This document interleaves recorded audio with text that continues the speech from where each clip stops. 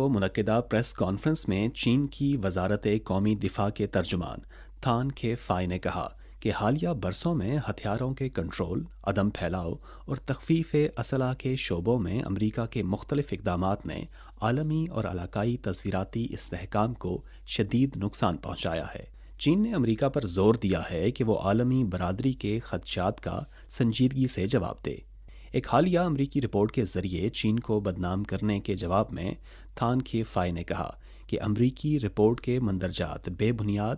من گھڑت اور جان بوجھ کر بدنام کرنے کے لیے ہیں۔ چین اس کی سختی سے مخالفت کرتا ہے۔ یہ بھی اطلاع ہے کہ متعدد امریکی دفاعی کمپنیز کا ایک وفد ڈرون اور گولہ بارود کی مشترکہ پیداوار جیسے امور پر بات چیت کے لیے مئی کے شروع میں تائیوان کا دورہ کرے گا۔ اس حوالے سے تھان کے فائی نے کہا کہ چین نے متعلقہ رپورٹس کو نوٹ کیا ہے اور اس پر شدید تشویش کا